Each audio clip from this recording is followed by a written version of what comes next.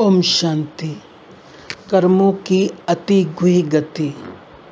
संगम युगी ब्राह्मणों की विचित्र लीला को देखते हुए बाबा बोले, बाप दादा, बेहद के अनादि अविनाशी ड्रामा की सीन के अंदर विशेष कौन सी सीन देख हर्षाते हैं जानते हो? वर्तमान समय बाप दादा ब्राह्मणों की लीला विचित्र और हर्षाने वाली देख रहे हैं। जैसे बच्चे कहते हैं, हे प्रभु तेरी लीला अपरंपार है, वैसे बाप भी कहते हैं बच्चों की लीला बहुत वंडरफुल वैरायटी लीला है। सबसे वंडरफुल लीला कौन सी देखने में आती है वो जानते हो?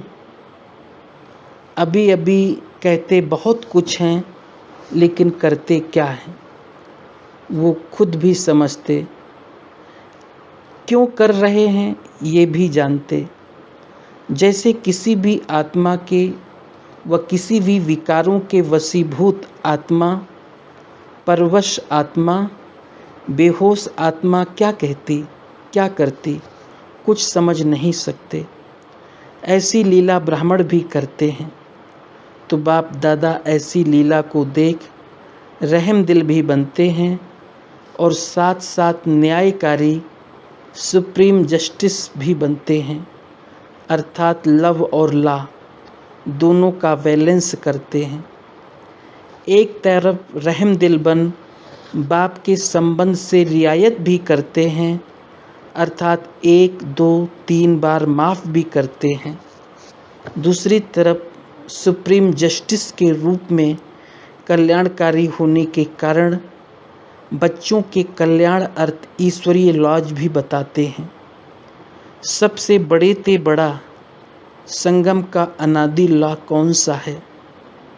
ड्रामा प्लान अनुसार 1,00,000 गुना प्राप्ति और पश्चाताप व भोगना, ये ऑटोमेटिकली लॉ और नियम चलता ही रहता है। बाप को स्थूल रीति रस्म माफिक कहना व करना नहीं पड़ता कि इस कर्म का यह लेना व इस कर्म की सजा ये है, लेकिन ये ऑटोमेटिक ईश्वरीय मशीनरी, जिस मशीनरी को कोई बच्चे जान नहीं सकते, इसलिए गाया हुआ है कर्मों की गति अति गुह है। बाप को जान लिया, पा लिया व वर्षा भी पा लिया। ब्राह्मण परिवार के अंदर ब्राह्मण भी स्वयं को मान लिया। ब्रह्मा कुमार व ब्रह्मा कुमारी का टाइटल भी लग गया। ईश्वरीय सेवा अर्थ निमित्त बन गए। सहज राजयोगी भी कहलाया। प्राप्ति के अनुभव भी करने लग गए।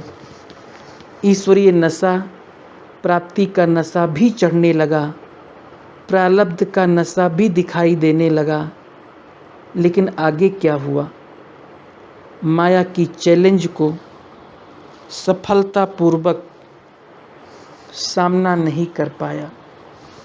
माया के वैरायटी रूपों को परख नहीं पाते हैं, इसलिए कोई माया को बलवान देख दिल शिकस्त हो जाते हैं। क्या हम विजयी बन सकेंगे? कोई सामना करते करते कब हार कब जीत अनुभव करते हैं, थक जाते हैं, अर्थात थक कर जहाँ हैं जैसा है वहाँ ही रुक जाते हैं। आगे बढ़ने का सोचते भी हिम्मत नहीं आती। कोई अपने में बाप के डायरेक्ट साथ और सहयोग लेने की हिम्मत ना देख राह पर चलने वाले साथियों को ही पंडा बनाते, अर्थात उन द्वारा ही साथ और सहयोग की प्राप्ति समझते हैं। बाप के बजाय कोई आत्मा को सहारा समझ लेते हैं, इसलिए बाप किनारा हो जाता है। तिनके को अपना सहारा समझने के कारण बार बार तूफानों में हिलते और गिरते हैं और सदैव किनारा दूर अनुभव करते हैं। ऐसे ही कोई व्यक्ति के सहारे के साथ साथ कई आत्माएं किसी न किसी प्रकार के सैल्वेशन के आधार पर चलने का प्रयत्न करती है।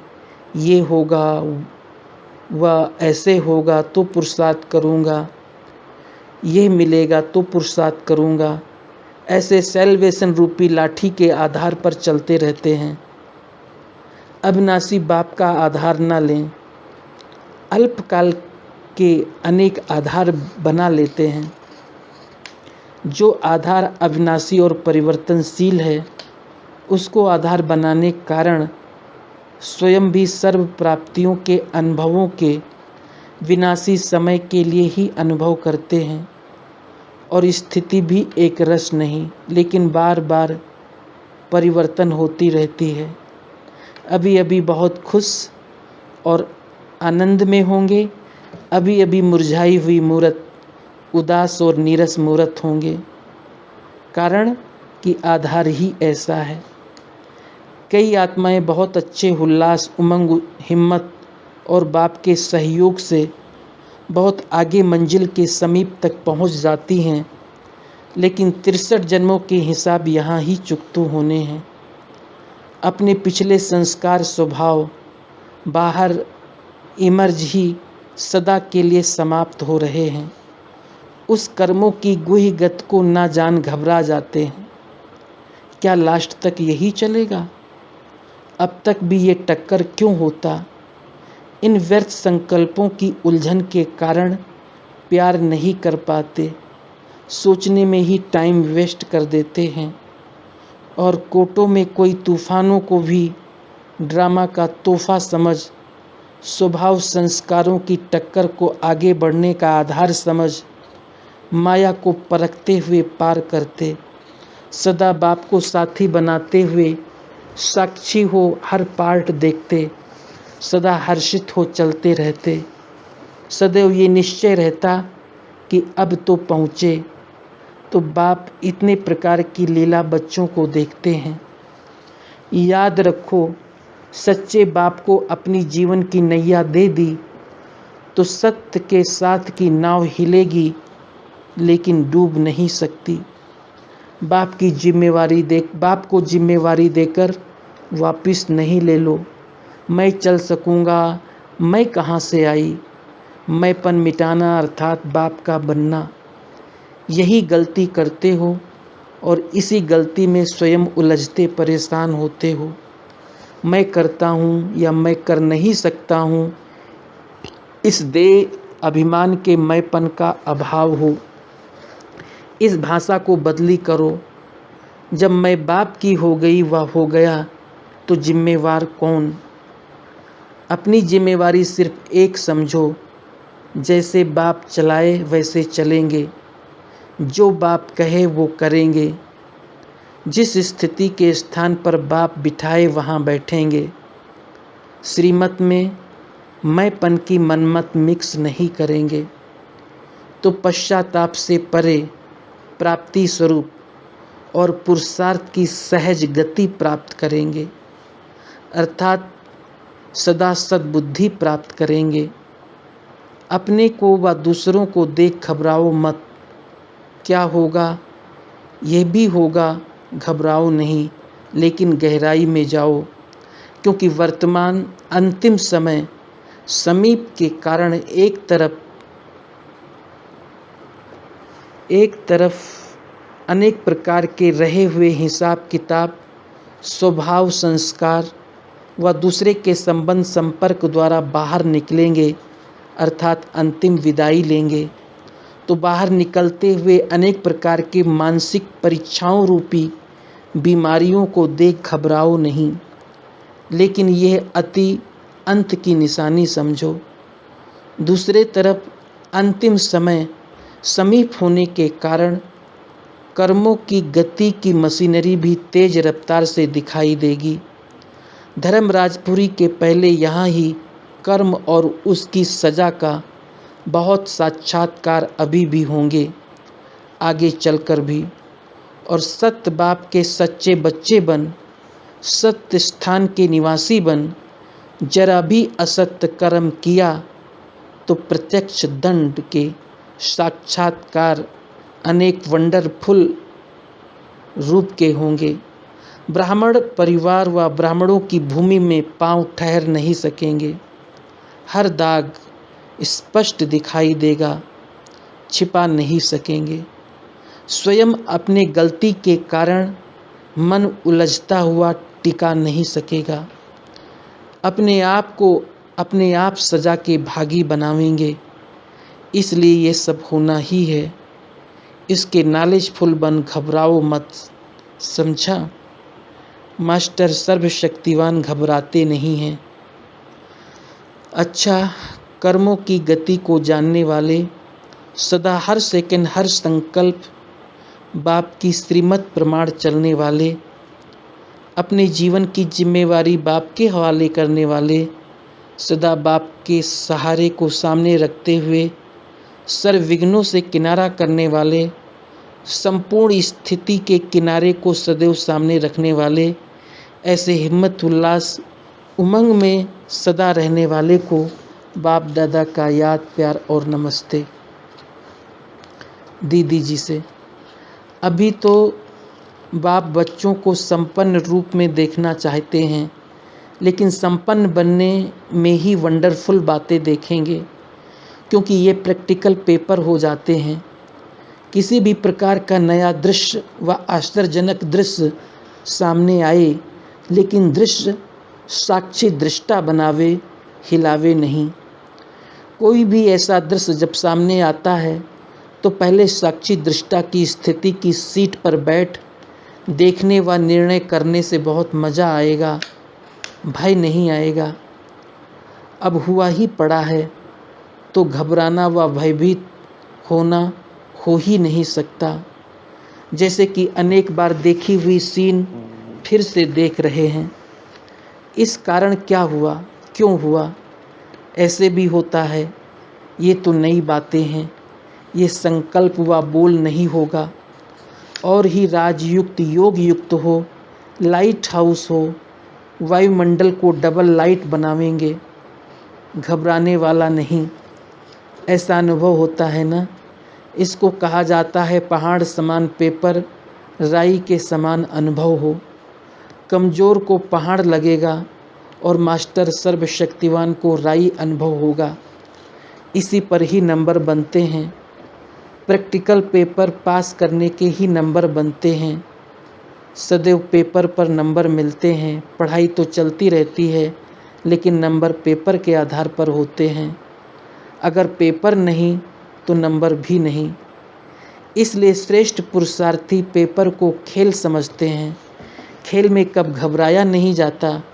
खेल तो मनोरंजन होता है, तो मनोरंजन में घबराया नहीं जाता। दिन प्रतिदिन बहुत कुछ आगे बढ़ने और बढ़ाने के दृश्य देखेंगे।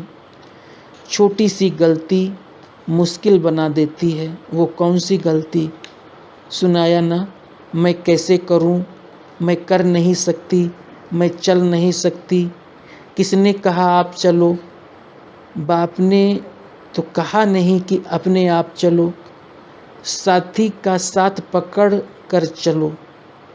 साथ छोड़कर अपने ऊपर क्यों बोझ उठाकर चलते जो कहना पड़े। मैं नहीं चल सकती, मैं नहीं कर सकती। गलती अपनी और फिर उलाहना देंगे बाप को। अंगुली खुद छोड़ देते, बोझ खुद उठाते, फिर कहते बोझ उठाया नहीं जाता। किसने कहा तुम उठाओ? आदत है ना बोझ उठाने की। जिसकी आदत होती है बोझ उठाने की, उनको बैठने का सहज काम करने कहो तो कर नहीं सकेगा। तो ये भी पिछली आदत के वश हो जाते हैं।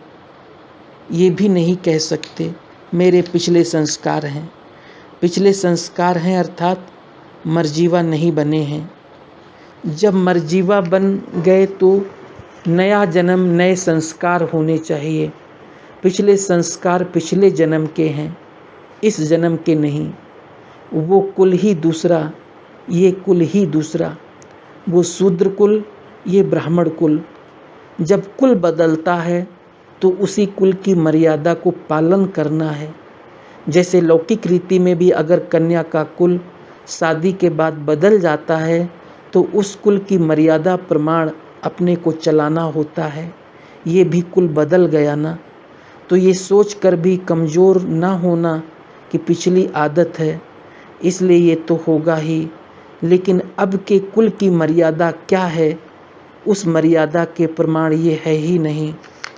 पार्टियों के साथ शक्ति सेना व पांडव सेना दोनों ही माया को परखते हुए उसे भगाने वाले हो ना, घबरा कर के रुकने वाले तो नहीं हो। ऐसे भी युद्ध करने वाले जो योद्धे होते हैं उन्हों का स्लोगन होता है, हारना व पीछे लौटना व रुकना ये कमज़ोरों का काम है। योद्धा अर्थात मरना और मारना। तो आप भी रूहानी योद्धे हो, रूहानी सेना में हो, तो रूहानी योद्धे भी डरते नहीं, पीछे नहीं हटते, लेकिन आगे सदा बढ़ते विजयी बनते हैं। तो विजयी बनने वाले हो या घबराने वाले हो? कभी कभी बहुत युद्ध करके थक जाते हो या रोज़ रोज़ युद्ध करके अलबेले हो जाते हो? वैसे भी रोज़ रोज़ एक ही कार्य करना होता है, तो कई बार ऐसे भी होता है, सोचते हैं ये तो चलता ही रहेगा, कहाँ तक करें, ये तो सारी ज़िंदगी की बात है, 1 वर्ष की तो नहीं, लेकिन सारी ज़िंदगी को अगर 5000 वर्ष की प्रारब्ध के हिसाब से देखो तो सेकंड की बात है, वह सारी ज़िंदगी है। बेहद के हिसाब से देखो तो सेकंड की बात है। विशाल बुद्धि बेहद के हिसाब से देखेंगे, वो कब थकेंगे नहीं। सारे कल्प के अंदर पौना भाग प्राप्ति है, ये तो लास्ट में गिरावट का अनुभव होता है। इस थोड़े से समय के आधार पर कल्प का पौना भाग प्राप्ति है, उस हिसाब से देखो तो ये कुछ भी नहीं है। बेहद का बाप है, बेहद का वर्षा है, तो बुद्धि भी बेहद में रखो, हद की बातें समाप्त करो, समझा। जब कोई सहारे से व कोई स्वयं आपको साथ ले जाए तो फिर थकने की बात नहीं होती। बाप तो याद के साथ की गोदी में ले जाते हैं। पैदल करते ही क्यों हो जो थकते हो, सदा और साथ की गोदी से उतरते ही क्यों हो जो चिल्लाते हो। क्या करें, कुछ करना कुछ भी नहीं है, फिर भी थकते हो, कारण अपनी बेसमझी, अपना हट करते हो। जैसे बाल हट होता है ना, बाल हट करके अपनी मनमत पर चल पड़ते हो, इसलिए अपने आप को परेशान करते हो। ये बाल हट नहीं करो। श्रीमत में अगर मनमत मिक्स करते हो तो ऐसे मिक्स करने वालों को सज़ा मिलती है। सज़ा बाप नहीं देता, लेकिन स्वयं को स्वयं सज़ा के भागी बना देते। खुशी शक्ति गायब हो जाना ही सज़ा है। जो जिसके नज़दीक होता उसके संग का रंग अवश्य लगता है। बाप अगर बाप के नज़दीक हो तो उसके संग का रंग जरूर लगेगा। जैसे बाप का रूहानी रंग है, तो जो संग करेंगे उसे रूहानी रंग लगेगा। एक ही संग होगा तो एक ही रंग होगा। अगर सर्वशक्तिवान बाप का सदा संग है तो माया मुरझा नहीं सकती। कनेक्शन है तो करंट आती रहेगी। कनेक्शन ठीक हो तो ऑटोमेटिकली सर्व शक्तियों की करंट आएगी। जब सर्व शक्तियाँ मिलती रहेंगी तो सदा हर्षित रहेंगे, गम ही खत्म हो जाएंगे। संगम का समय है खुशियों का। अगर ऐसे समय पर कोई गम करे तो बुरा लगेगा ना। महावीर व महावीरनी की मुख्य निशानी क्या होगी? वर्तमान समय के प्रमाण महावीर की निशानी हर सेकंड हर संकल्प में चढ़ती कला का अनुभव करेंगे। जो महावीर नहीं वो कोई सेकंड व कोई संकल्प में चढ़ती कला का अनुभव, कोई में ठहरती कला का। चढ़ती कला ऑटोमेटिकली सर्व के प्रति भला अर्थात कल्याण के सेवा के निमित्त बना देती। वाइब्रेशंस वातावरण द्वारा भी कईयों का कल्याण कर सकते हैं। इसलिए कहा जाता है, चढ़ती कला तेरे बहाने सर्व का भला। वो अनेकों को रास्ता बताने के निमित्त बन जाते। उन्हें रुकने व थकने की अनुभूति नहीं होगी। वो सदा अथक, सदा उमंग उत्साह में रहने वाले होंगे। उत्साह कभी भी कम ना हो, इसको कहा जाता है महावीर। रुकने वाले घोड़ेसवार, थकने वाले प्यादे, सदा चलते रहने वाले महावीर। उनकी माया के किसी भी रूप में आँख नहीं डूबेगी, उसको देखेंगे ही नहीं। वो माया के किसी भी रूप को देखते हुए भी देखेंगे नहीं। महावीर अर्थात फुल नॉलेज वाले कभी फेल नहीं हो सकते। फेल तब होते हैं जब नॉलेज का कोई पाठ याद नहीं होता।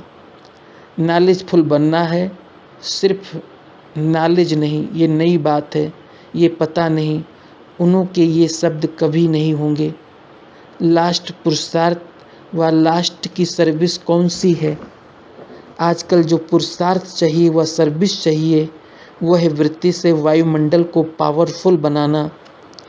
क्योंकि मेजॉरिटी अपने पुरुषार्थ से आगे बढ़ने में असमर्थ होते हैं, तो ऐसे असमर्थ व कमज़ोर आत्माओं को अपनी वृत्ति द्वारा बल देना ये अति आवश्यक है।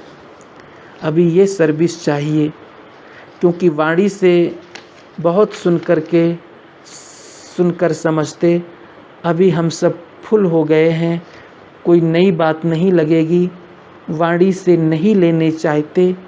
वृत्ति का डायरेक्ट कनेक्शन वायुमंडल से है, वायुमंडल पावरफुल होने से सब सेफ हो जाएंगे।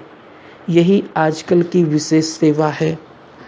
वरदानी का अर्थ ही है वृत्ति से सेवा करने वाले। महादानी है वाणी से सेवा करने वाले। वरदानी की स्टेज की आजकल ज़रूरत है। वृत्ति से जो चाहो वो कर सकते हो। अब वरदान लेने का समय समाप्त हुआ। दाता के बच्चे दाता होते हैं, दाता को लेने की आवश्यकता नहीं, इसलिए अभी वरदानी बनो। जैसे सर्विस की वृद्धि के प्लान बनाते हो, वैसे अपने पुरुषार्थ के वृद्धि का प्लान बनाओ। सर्विस में तो औरों के सहयोग की ज़रूरत पड़ती है, लेकिन अपने पुरुषार्थ की वृद्धि के प्लान में बाप के सहयोग से बहुत कुछ कर सकते हैं। अभी तुम सबको मनसा वाचा कर्मणा तीनों की प्रोग्राम फिक्स करो, अपनी डेली डायरी रखो, तभी नंबर आगे ले सकेंगे, नहीं तो आगे नंबर नहीं ले सकेंगे, पीछे रहना पड़ेगा। आगे बढ़ने वालों की निशानियाँ ये होती है। अच्छा, ओम शांति।